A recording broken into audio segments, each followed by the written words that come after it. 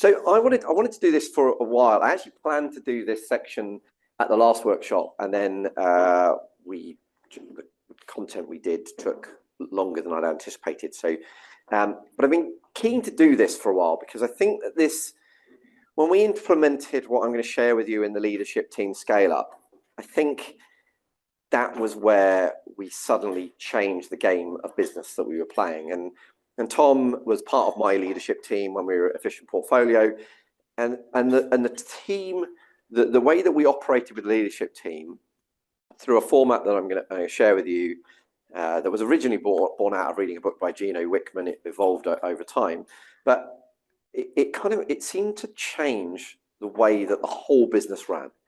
It changed the psychology around the people that I put on the leadership team, and the way that they operated with the rest of the team then changed, because suddenly they seemed to take another step up. And so they stepped up, but they also, what ended up happening was they ended up teaching a lot of what they knew to the other members of the team, which then saw the relationship between them and the other team members change dramatically. So we ended up with this like massive boost in performance, a massive boost in the accountability that everyone had in the business, because we'd been given a format to run on. And when I first read that book, I'd been doing strategic coach for probably maybe 7 years at that point. And I read this book and went, why did nobody tell me this before? It seems so obvious.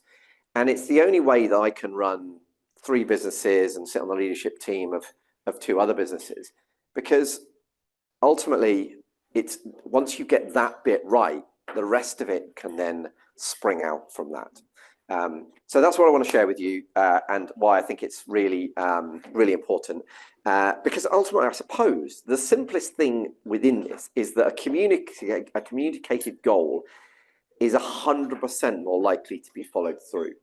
So it's about making sure that all the leadership team know exactly what the most important things are, and then it's about empowering them to actually get those done with the resources that you have available. And so that's what I want to talk about. Now, I was first introduced to this concept of the business life cycle by Tony Robbins.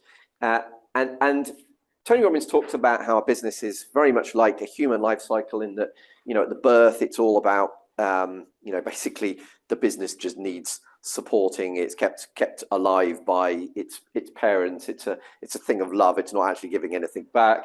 Then it turns into infancy and it bounces around off everything, and it's chaos, and it kind of causes more chaos and damage than it prevents. But it's growing and it's learning. And then the toddler, again, it's still bouncing off stuff. And then teenager, it goes into that risk-taking phase where risks seem to pay off. Of course, for those businesses that the risks don't pay off, you don't hear about them so much after that.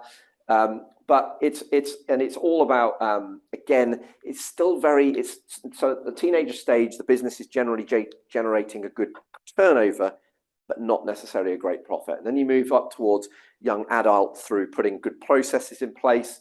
And then finally, you get the leadership piece in place really well, and that business will grow whether the founder is there or not. And that's where you hit maturity in the human life cycle. And that's really where the human is at its strongest, most valuable.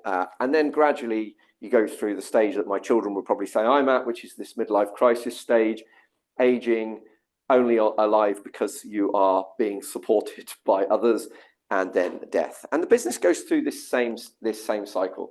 So we put some terminology around what that looks like. And really at this stage, it's a lifestyle company, isn't it? It's that hobby business that is not really giving anything back, but it's a lifestyle. Then you get to this founder manager company where everything is about the founder, and everything is kind of operated around that. And then to get to the teenage stage, you kind of get this founder leader company. So that's where they start to introduce this concept of the leadership team. Then it's a leadership managed team where the team is completely managed through a leadership strategy like we're going to go through now. And then really the final stage, that maturity, is this leadership growth business where the business will grow whether the founder is there or not. And that's the difference between this and this is the business will run here, whether the leader is there or not. The business will grow there, whether the founder is there or not. And that is where we're trying to get to. Now, when I've talked about business life cycle in the past, we can, when we go past that, and an aging company happens because you get stagnant processes, you're going to get stagnant culture, you get kind of lost, you become the blockbuster video rather than Netflix. And the way you go back, the difference between businesses and, well, actually, looking at the longevity stuff, no, maybe humans as well. The way that the business goes back is through innovation. Constant innovation gets you from going through this, from this aging business back to this leadership growth company. And ultimately, the main driver of getting you up to here is having great processes, which I know that you guys both said you need in the business. So the outstanding operation synthesizer actually is something that we should be sharing with these guys. But that's what we're trying to get to. And we're trying to get, and so this leadership team becomes a huge part of what we're trying to do as a business. And so I thought about, well, okay, what are the stages of building a great leadership team, and what does a great leadership team involve? And I concluded actually there was really 5 stages to it. There's the strategy around which they operate, there's their capabilities, there's what makes them accountable, there's their leadership skills, and then there's the evolution of the leadership team. And that's what we're going to kind of dive into over the course of the next sort of 45 minutes. So strategy. How do we identify the right strategy around the leadership team? Well, one of the tools one of the sort of concepts I've talked about previously, I think I mentioned it at the Limitless Life workshop, I might not, is this concept of the moonshot. So the moonshot is one of the best business goal principles that I've heard of, because yes, we can have 10-year goals, 3-year goals, 1-year goals, quarters goals, but somebody once said to me that, and it's only when you think you're turning blue in the face by repeating the goals that your employees are just about getting it. I'll repeat that again. So it's just when you're getting, as a founder, when you think you're turning blue in the face because you've said this bloody goal so many times, that your employees are just starting to get it. That's the way that our brains work differently as the founder to the employee. So the simpler and more memorable a goal can be, the better and more impactful it will be. And Astro Teller came up with this concept of the moonshot, based around obviously the moon landing and Kennedy saying by the end of the decade we will have landed on the moon. Really great goal. It was really simple. It was really measurable. Is there a man on the moon? I mean, the subject to theories around photographs taken in studios, but it's really simple. It's really measurable. It's really time specific. It will be this decade.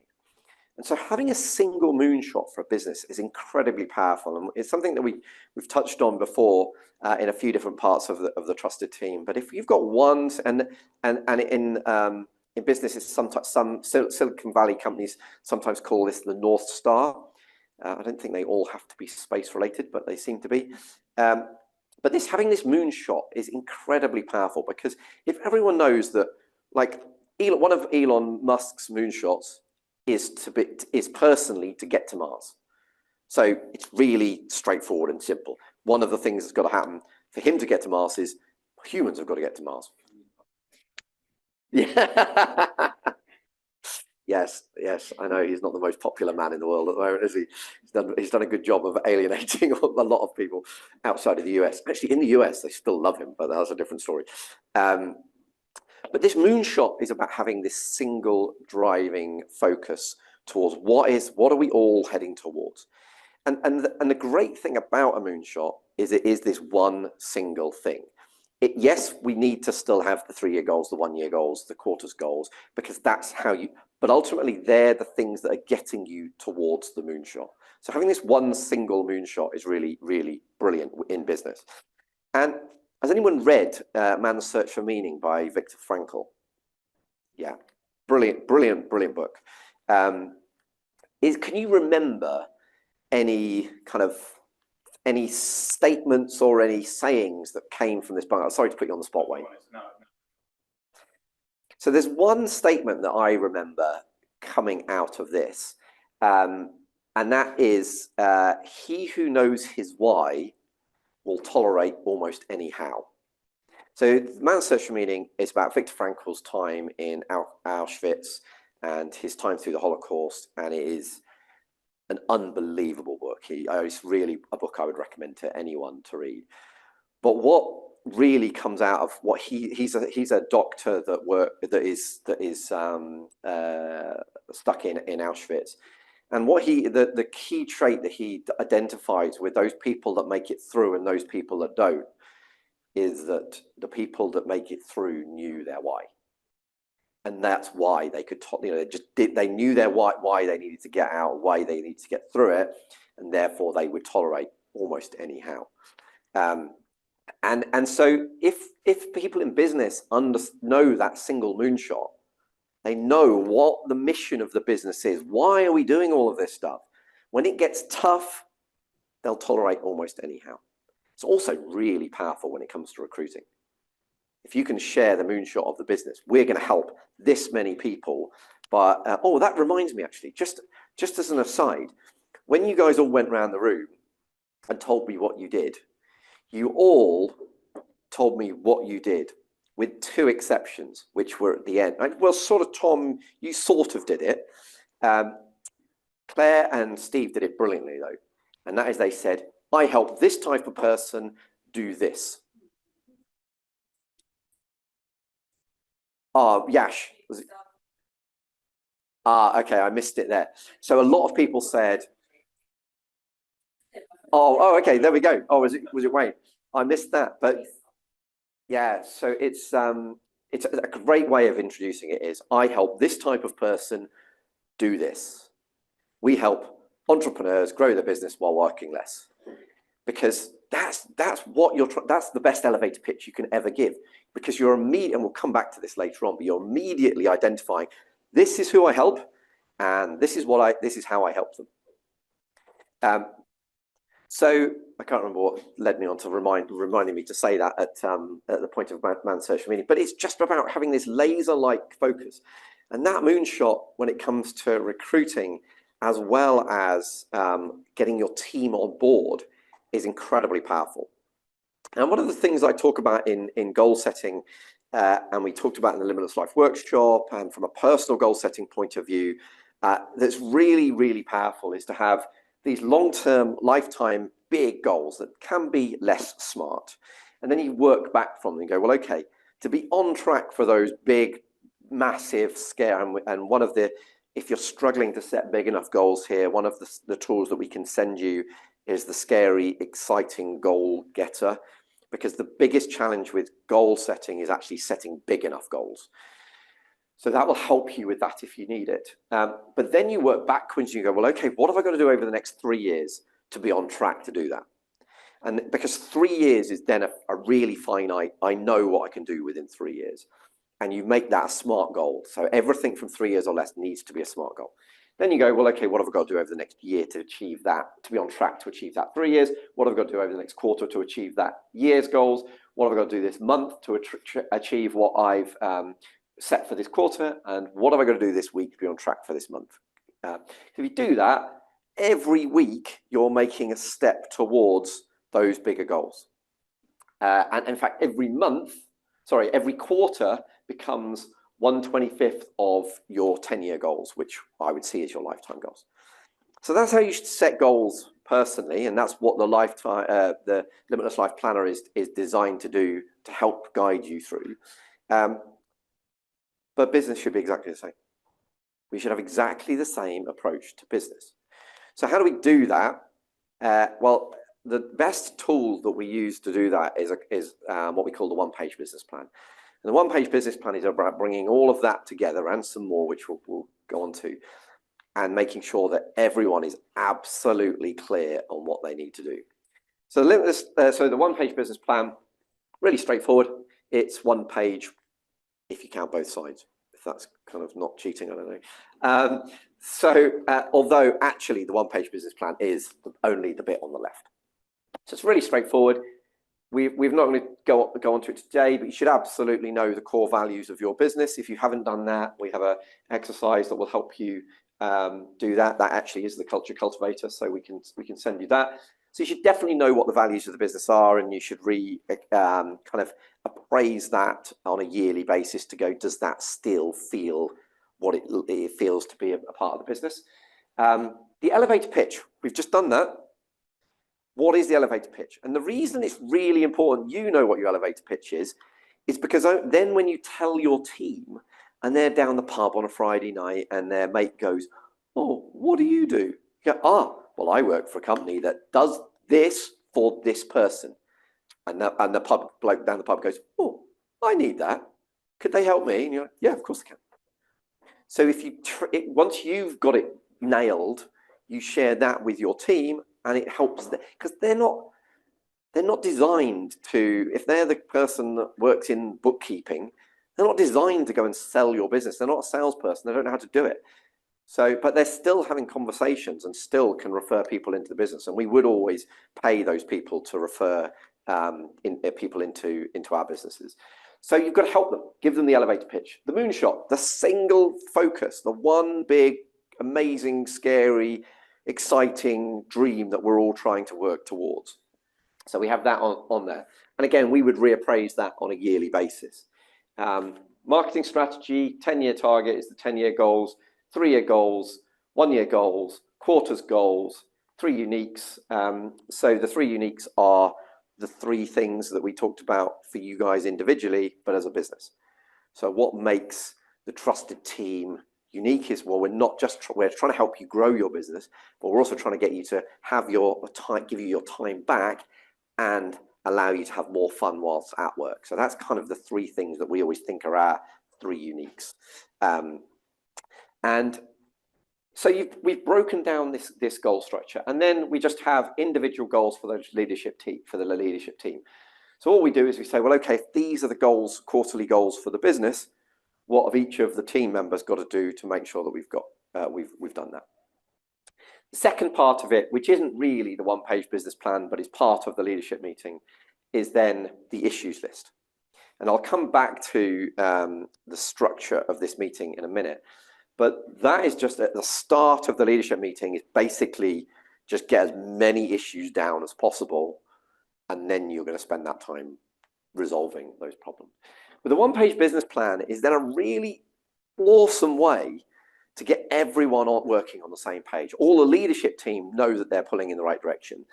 But then, so for example, so these are the goals for each of the leadership team, but then when they're going off and setting the goals with each of the team members, they're looking at their goals going, well, what do you need to do to help me achieve these? And what are your goals? So that we are pulling all towards these same goals. We all know we're heading in the same direction.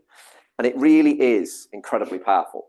So how do we actually then facilitate that is kind of the next step. Well, the book I read by Gino Wickman is Traction. I know Steve Price follows Gino's work. So in Traction, he talks about a principle called the entrepreneurial operating system.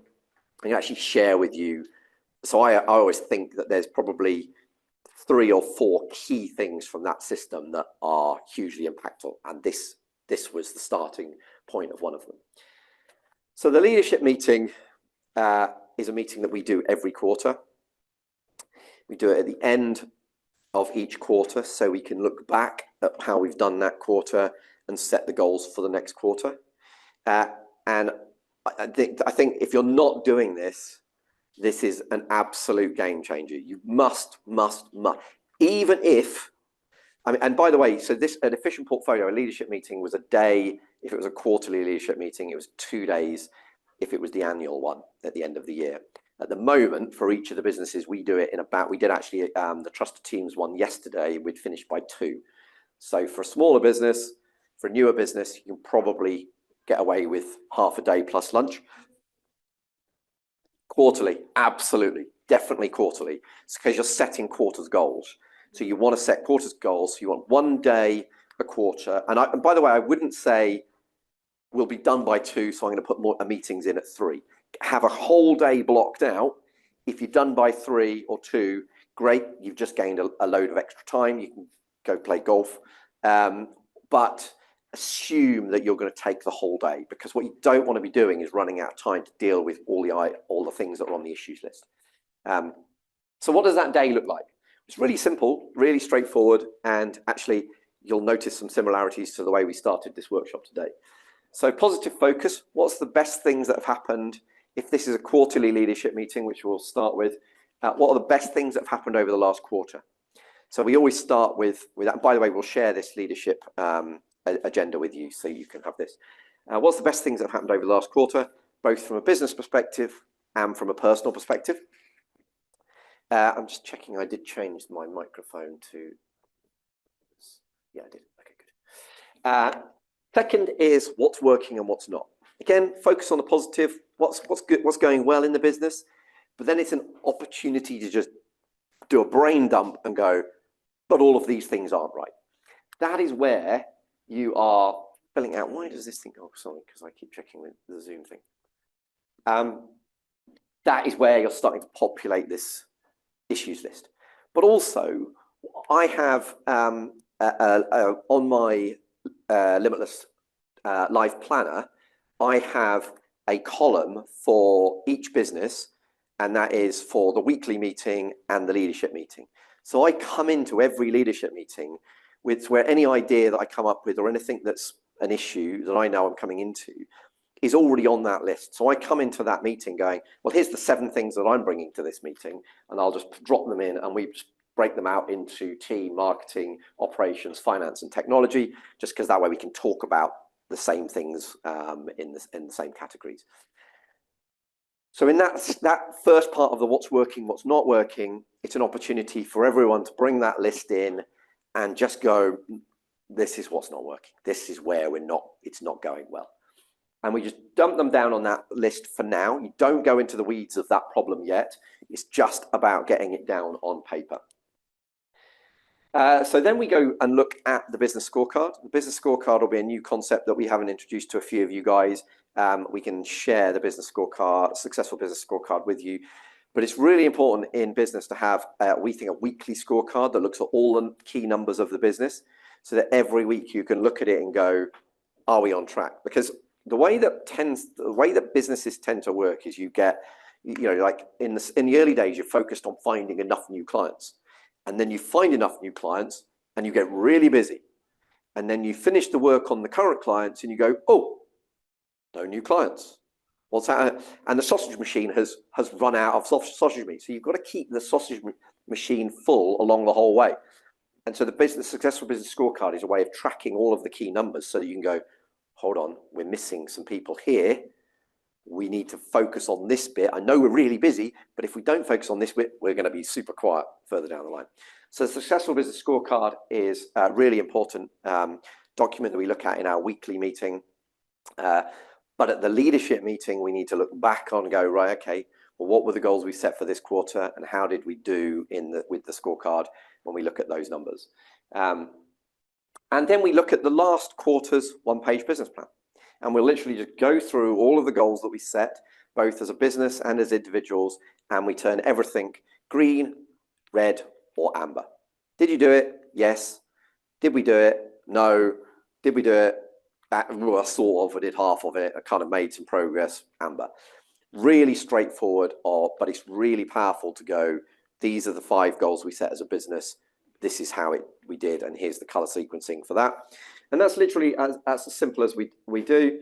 We'll then go through and create the next quarter's goals. So so basically we copy that whole, we create a new version, a new tab within because we use Google Sheets to do the one-page business plan. Just create a whole new one and create all of the new goals for that quarter. And then we just go through the issues. And the issues you've just got to focus really clearly on. You've already identified what the issues are. So then you discuss, but you solve. You've got to come up with a solution that goes, if we do that, that will solve that problem.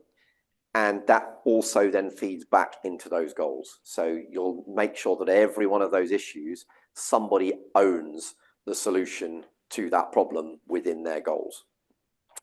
And then finally, you go back over the goals. Does everyone buy into it? Is everyone on board? Rating for the meeting, and you're done. Really very simple. The annual leadership meeting is exactly the same, just with some extra bits. Obviously, you have to revisit what you said were the 1 year goals, and you have to reset the 1 year goals for the year ahead, and you have to revisit the 3 year goals for the year ahead. Your 3 year goals should always move with you, rather than being stagnant. Essentially, there's a few other things that you might want to do in that meeting. One of those things is the people analyzer. So one of those, which actually it's interesting. So Matt is not here. Matt recruited somebody for Accelerate last year, and to me, it was not a culture fit at all. But they're like, oh yeah, she's really good. She's really good. She's, you know, she's going to be brilliant. A month ago, oh, so why are you guys so busy? Oh, we had to let her go. Why is that? Oh, just didn't fit. Yeah, just totally the culture fit was wrong. She was actually okay at the job, but the culture fit was totally wrong for them. So one of the things that you should do once you've clearly defined your culture is once a year at the annual leadership meeting, assess everyone, including the leadership team, on how they are in relation to that culture. Because it's amazing how, you know, you go down the list, yeah, they fit all of these, you know, when we score them for each. If you want to go into more detail on this, the Culture Cultivator does that a bit, and also you can read Traction. But it's just a really powerful exercise to go through, because you can almost guarantee that if you've clearly documented your culture and then you go down the list, if you've got a problem employee, you look down and go, no, they're not doing it. They're not that. They're not this. They don't fit in with that. They don't do that part of our culture. That's the time to think about changing things, because one bad apple can definitely ruin the crate. So that's a really powerful exercise to go through on a yearly basis. So that's the strategy around the leadership meetings. We need to create capabilities within the leadership team. Now, I know we've got a couple of Kiwis in the room. I haven't done this strategically because you're here, but it just so happens that one of the best leadership examples is the All Blacks rugby. Have you guys read Legacy, by the way? Oh, it's a fantastic book. So if you want a book on leadership, Legacy by James Kerr is a brilliant, brilliant book. But the All Blacks are used as the running theme throughout James Kerr's Legacy. 15 lessons on leadership. I'm not sure why I picked the French version. Yeah, exactly. Is that Spanish or French? I'm not sure.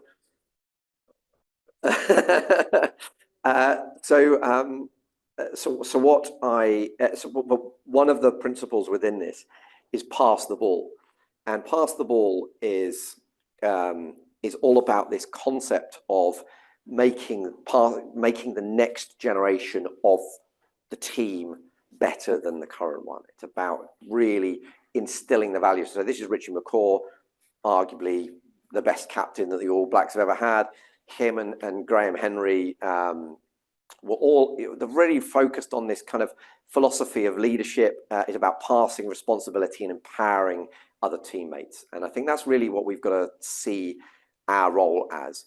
Now, interestingly, so I picked up on when Tina, you introduced yourself, you were one of the managing directors. Bhavan, you were one of the managing directors. I'm guessing, Yash, you're one of the managing directors as well. Maybe not, maybe. Founder. Okay, so one of the things that comes out of Traction is this organizational structure. And so that it just interested me that you'd got multiple managing directors as opposed to different specific roles. So the concept of Traction in terms of organizational chart is you have this visionary leader, basically the ideas person. They don't actually have to do anything really in a Traction world. They come up with the ideas. You then have the integrator. So my integrator in the trusted team is Charlotte. I come up with the ideas. Charlotte is the person that makes them all happen and kind of organizes everything. I don't actually get involved in much of the day-to-day stuff. It's Charlotte that is responsible for doing that. And then the idea is that you have different people in different seats. So all of those people would be your leadership team. So for example, in sales and marketing, you might have a sales director, you have a marketing director, you might have an operations director, you have a finance director, an HR director. That is what Traction sees as the best org chart structure if you're going to follow entrepreneurial operating system. I actually think for financial services business, it's slightly different. And I worked a lot with Michelle Hoskins, who has spoken as a previous guest speaker, but I've lined her up to speak about the back office team for the July workshop, because Michelle is brilliant. I don't think any of you were you here the last time Michelle spoke? Because it was ages ago. It was right fairly early on. Possibly not. But you've seen her speak before, you know. Michelle is fantastic. She's called Little Miss Wow. So we worked, so she had, her business is Standard International. So she created the first ISO for financial services, and she helped businesses go through that and become ISO certified. And so when we spoke to Michelle about this, we said, well, okay, if we take the lessons from Gino Wickman, but apply it to financial services, which obviously has a very regulated side of the business, what does that ideal org chart look like? And we still have the visionary at the top, and we still have the integrator afterwards, and we still have, basically, this is the same as the entrepreneurial operating system, just going into more layers. So this is the leadership team here. But then in addition, you probably want to have this regulated side. And so you've probably got a compliance director, a technical director, which would be head of power planning, to use a different term, and then a services and propositions director, which would be your director of advice and planning. We can go on. Yes. Absolutely. Yes. So that's a good point. If you're a one-man business, guess what? These are all your jobs. But it's still actually really powerful to have an org chart, because when you're recruiting, then you start to say, okay, now I'm going to be delegating these particular roles from my array of roles. And in fact, actually, Michael Gerber in the E-Myth, which is one of the best business books of all time, talks about that principle, doesn't he? He says, you know, you build your org chart. It might be just you that's doing everything, but you still need to know the roles that you're doing. And one thing that you will notice here are a series of numbers underneath them. That's the ideal Colby A index. I'll explain what I mean by that for those that don't know later on, but it's really important to know that for each role. So this org chart is what we're trying to do. We can send you this. We can send you this org chart afterwards. I think, did I already say that we wanted to follow? So we'll send it in the follow-up anyway. So the last thing with the leadership team is it's really important that you get diversity of thinking. If everyone sitting around the leadership team comes from the same background, has the same experience, guess what? You're going to come up with the same ideas. Matthew Syed, in his brilliant book, Rebel Ideas, talks about how if the CIA had better recruited diversity into their team, there was so many red flags to spot 9/11. But they didn't. They recruited people from Stanford, Harvard, that all came from similar backgrounds with similar experience, and they missed all of the red flags. And actually, in our leadership team, we really need to try and recruit diversity of thinking, diversity of experience, because it brings a whole different dynamic to that leadership team. And perhaps bringing somebody from Gen Z, X, whatever, into the leadership team can give you an insight, just given what Bhavan said earlier on, as to what that generation is thinking about.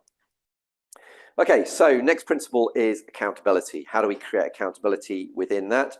Well, I remember taking a friend of mine, an American friend of mine, to a game of cricket once. And after about the third over, he happened to spot the scoreboard. And he was looking at that thing going, what on earth is that? And he was trying to work out whether that was the stats from the whole season or just from the game that was proceeding in front of him. And ultimately, with sport, if you can't read the scoreboard, you don't know what's going on, and you don't know the winners and the losers. And it's exactly the same thing in business. And that is why the principle that I already mentioned, the successful business scorecard, is so important. I've covered it in a separate workshop, so I'm going to let you guys that haven't done that catch up on it. But it's just that really simple one-line business. And out of curiosity, given that you know that we operated with a successful business scorecard, do you run that with Indaba? No, but that is because the data to get it into there is sufficient. Okay. Yeah, it's painful to get it started, but it's so powerful once you've got it done. And also, it's probably the single most powerful way of mentally giving yourself permission to take more time off, because it's the way you can look down a line of numbers and go, it's like reading the Matrix. Once you can read it, you go, I know what's going on in the business. I can see what's happening in the business. I can see it, and I'm comfortable with having a week off or 2 weeks off or whatever, because I can see what's going on. It really is so important, and it gives everyone accountability. Yeah. Mentally, I still use that 5 dial concept. Yeah. Still do that there in the sections. The 5 dials. So the 5 dials, it was Strategic Coach's take on this principle, and it was, what 5 numbers do you need to know? So we used to do it with 5 numbers, and then I read Traction and went, why are we only tracking 5 numbers? There's so many more numbers. Now, there might be that you collectively said, like, for example, leads. You might have digital leads. You might have referrals. You might have, 5 different sources of leads, seminars or webinars or whatever. So really, you only one of those 5 dials would be leads, wouldn't it? But with 5 dials, actually, for me, was too restrictive. Like, why would you not want to see the trend that actually the digital leads are really, the website's doing really well. We're getting loads of digital leads, but suddenly the referrals are dried up. What's going on there? You'd want to know that trend. So I still think this is way better. The other thing that's really important is once you've got your leadership team, everyone in the leadership team should know which numbers they're responsible for on the scorecard. Because that way, every week when you look along that scorecard, you're looking at it going, I know that I'm responsible for getting that number. And is it green, i.e. I'm hitting the target, or is it red and we're not hitting the target?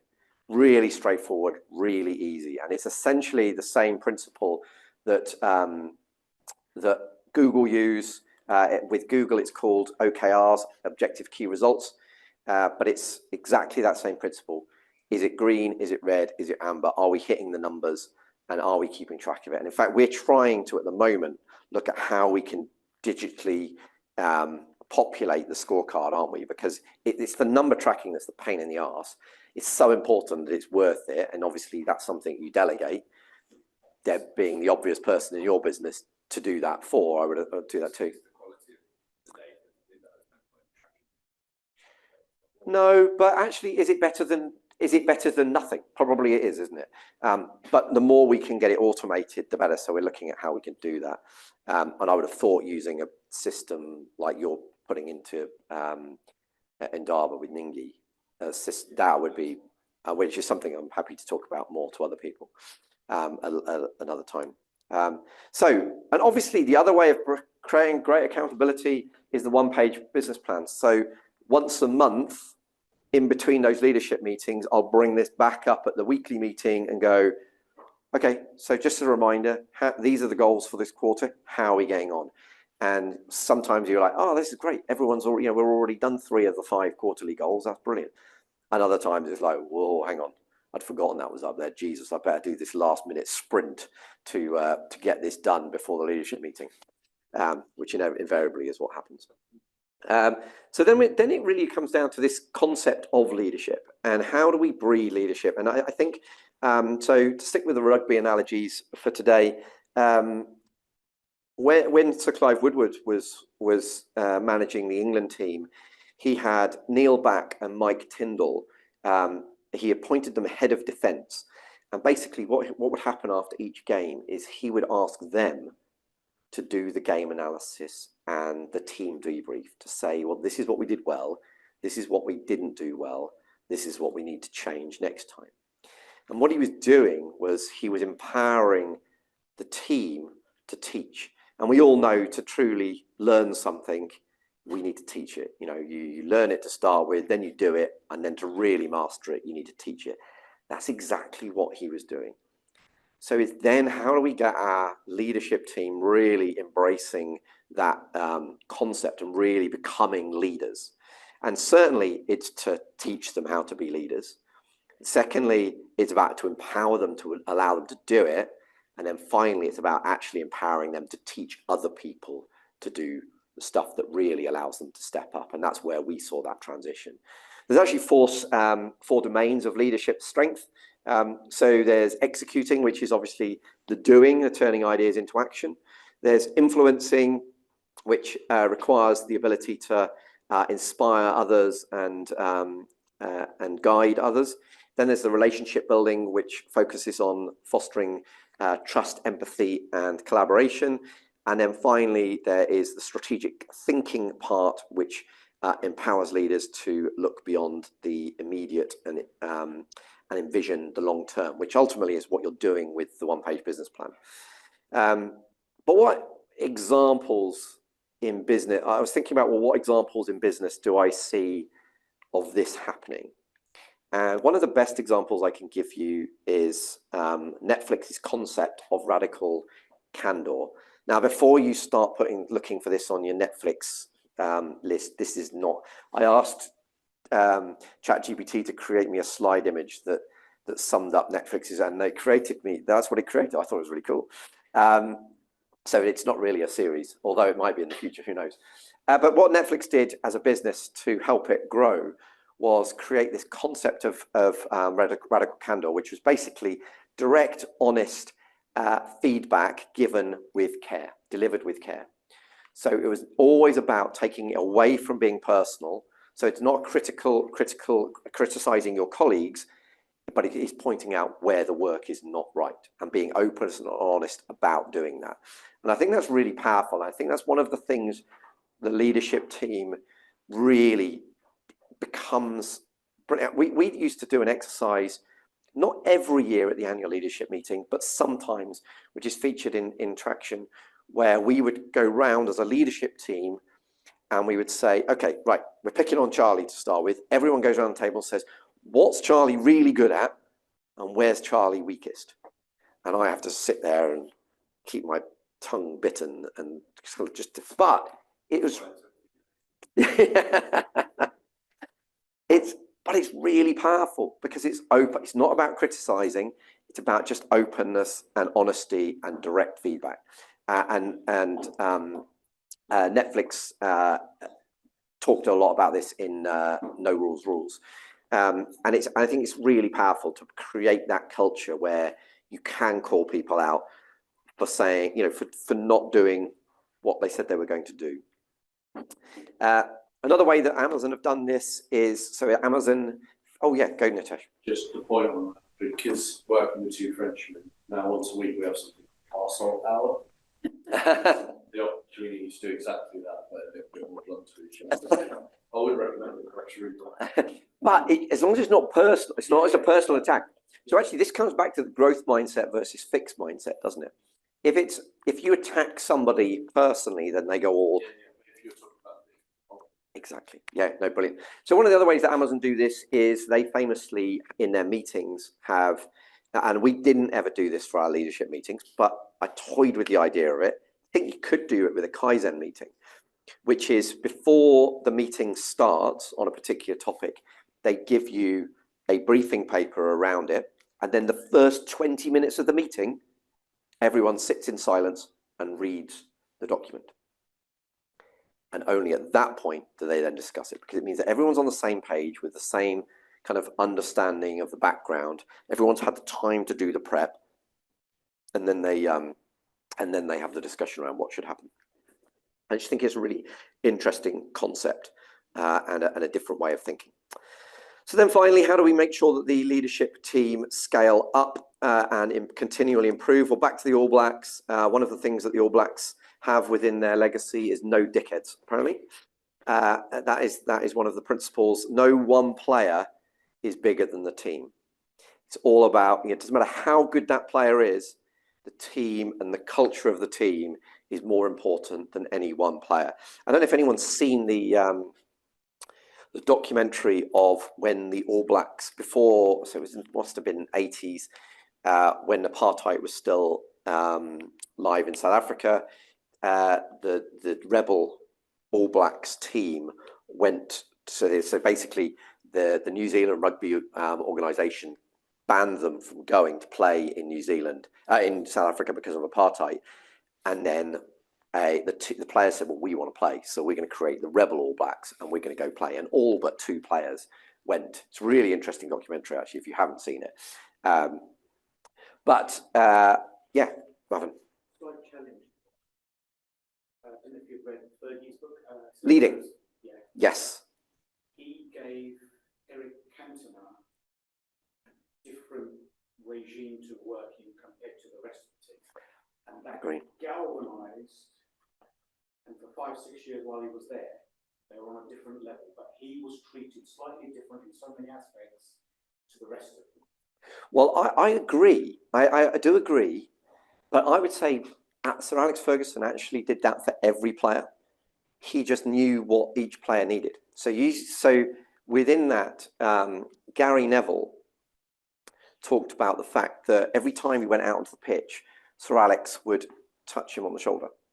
And he knew that for Gary Neville reminded him of his grandfather. I can't remember the story behind it. And that's what Gary Neville needed. And yet Beckham needed the hairdryer treatment.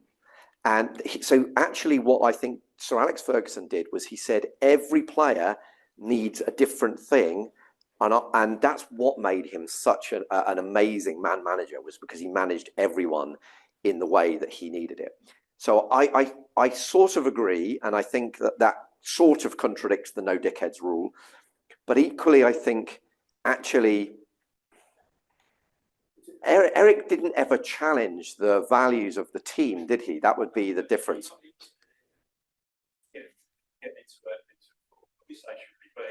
he clearly, everybody saw that he had something who galvanised the team and got them to where they needed to be.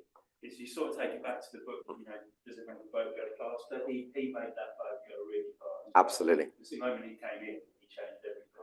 Yeah. The bit that I remember, and why I spoke up here, is you may remember the Kung Fu kick at Crystal Palace, where he was banned for so long and what have you.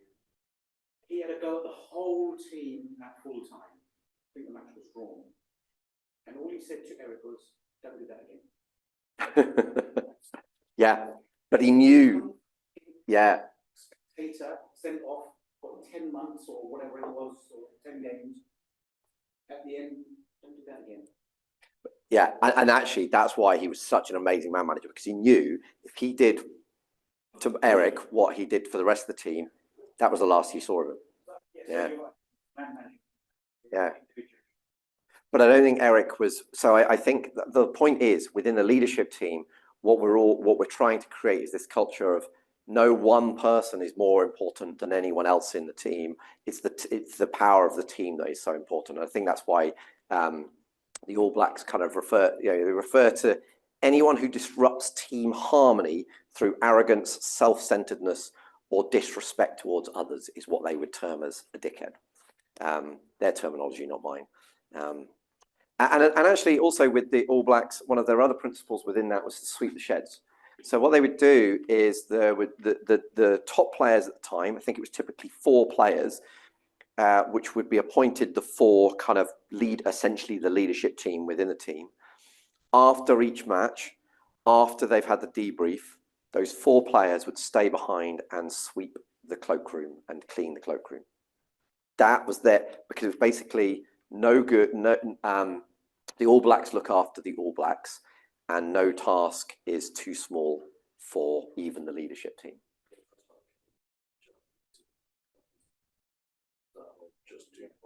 Yeah, do more, but also be seen to be, that it kind of inbreeds that team leadership principle, which I think is really powerful. And then finally, better people make better All Blacks is one of their other sayings, which is about passing on the mantle and really kind of trying to understand how you can make sure that the next set of people coming through are even better than the ones that are currently there. The best person I ever heard describing this was Sir David Brailsford, when he was part of Team Ineos, and he said he's got a load of young riders, and he had to try and work out how to get the culture of those young riders up to the standard of the culture of his really experienced riders. And he described it as role modeling. So he would pair a young rider with an experienced rider, and that young rider would be helping the experienced rider make sure shoes were fine or whatever. But within that shadowing role, he was learning the culture from the experienced rider.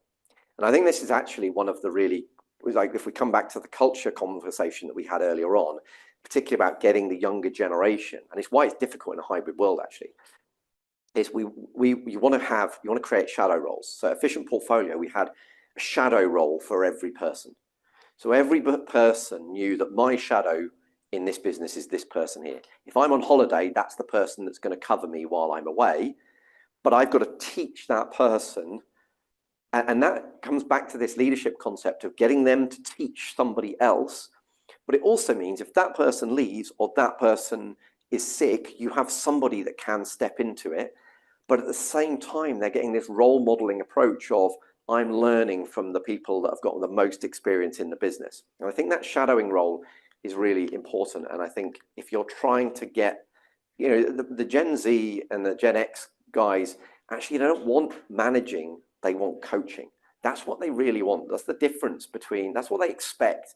They come in expecting a career, not a job. And they come in expecting coaching on how to become better, not just to be told what to do. And I think if you can create that role modeling principle within it, you will have them buying into it so much more. So on a practical level, there's a couple more things that you can do that we found useful at different stages, both in efficient portfolio and the current businesses. First is the leadership check-in. So if you've set out these goals, and yes, you probably discuss them once a month in the leadership meeting, but what I get Charlotte to do, which actually I don't think we're doing with we're not doing with the hub and spoke, although perhaps you guys are within hub and spoke. So Charlotte will send me once a week the leadership check-in. It should take no more than 15 minutes to do and no more than 5 minutes to read. And it's literally, this is what you've set me out, this is what you've tasked me to do this quarter, this is how I'm getting on. And it literally can be, like, I can literally just look down the goals and go, yep, that's green, that's green, that's green. So I just know they're done. These ones I'm struggling with, or you're holding me up here because you told me you were going to do this so I could do that. I need you to do that because I can't do my goal if you don't do that bit. So that leadership check-in is really powerful. It creates great accountability. Shouldn't take much time either to create or to consume, but it creates amazing accountability. Another thing is to do this as a business. If you're sharing these goals with your wider business that aren't, if you've got a bigger team that aren't all in the leadership meeting, at Efficient Portfolio, we would do a leadership update. Best way to do this is a Loom video. Just create a video of you going, oh, by the way, this is how we've got on for the last month. These are the goals that we set for the quarter. This is how we're getting on. By the way, well done, Bob, for running the half marathon at the weekend. Carry on the great work. It could be like a 5-minute Loom video. But it's really, like I said, until you're blue in the face repeating the goals, they haven't got it. So it's a way of bringing it back to their attention. I think it's